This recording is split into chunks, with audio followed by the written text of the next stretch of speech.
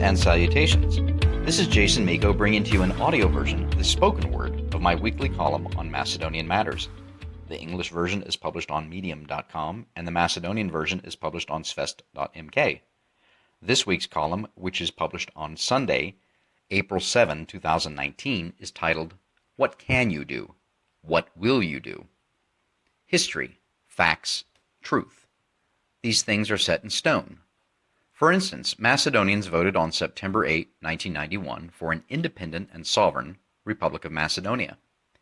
And yet the other week, on the occasion of the visit of Greek Prime Minister Alexis Tsipras to Macedonia, Macedonian Foreign Minister Nikola Dimitrov tweeted out, quote, "The first ever bilateral official visit of a Greek PM to North Macedonia since our independence in 1991, unquote. He is right on that being a first visit and dead wrong on the name. Macedonians voted for the Republic of Macedonia on September 8, 1991. In the meantime, Stevo Pendorovski, the joint Sirisa Mdui Zaev Ahmeti socialist Albanian nationalist candidate for president, welcomed Tsipras to, quote-unquote, our country. And the national anthem of Macedonia, Today Over Macedonia, was not played at the beginning of his visit, as it is always played for visiting dignitaries, probably because the song is about, well, Macedonia, and how Macedonians fought for, well, Macedonia.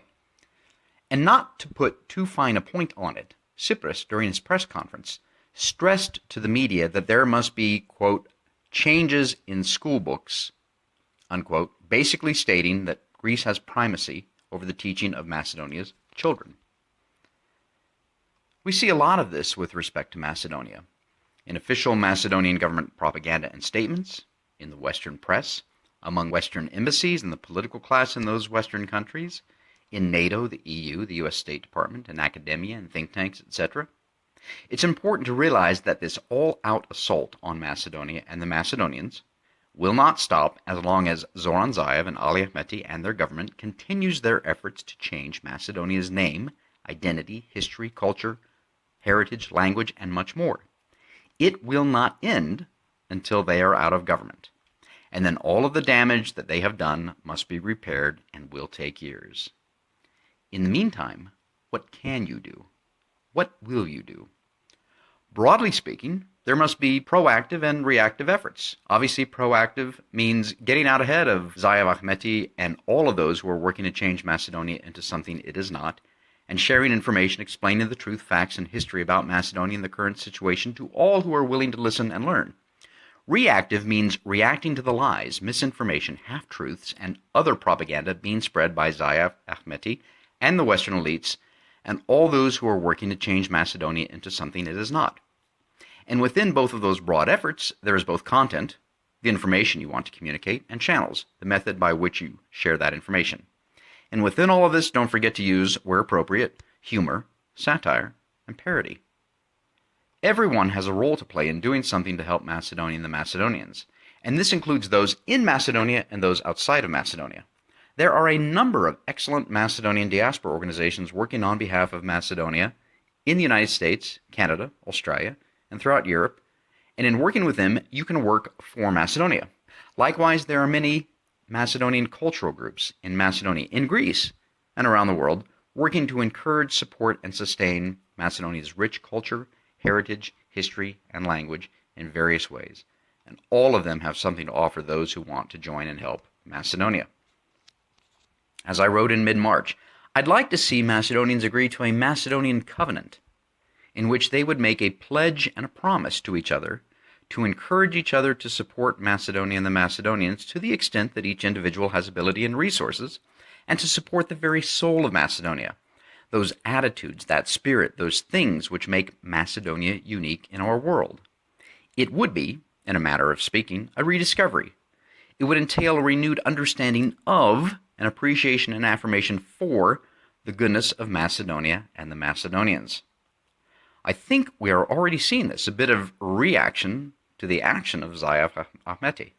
One superb example of this is the overwhelmingly positive response to the new song and video from the Macedonian band Next Time, Nešto ke te pitam babo, a stark and hauntingly beautiful song about Macedonia and its history.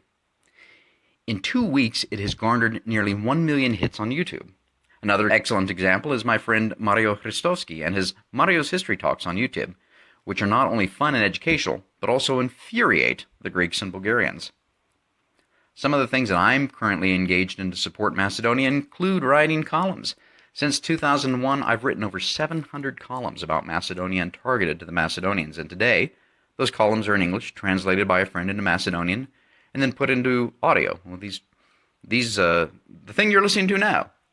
I also do podcasts. Currently, I collaborate with my friend Svest.mk in doing a weekly podcast, the Macedonian Content Farmers Podcast, a look at Macedonia from a traditional conservative worldview about current events in Macedonia, and using social media to educate, encourage, and sometimes entertain both Macedonians and non-Macedonians about what is going on in Macedonia.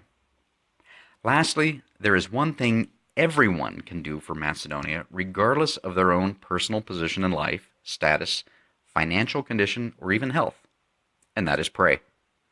Pray for Macedonia. Pray for the Macedonians. Pray for spiritual revival in Macedonians. Pray for the protection of Macedonia. Pray for wisdom. Pray often, and then pray some more.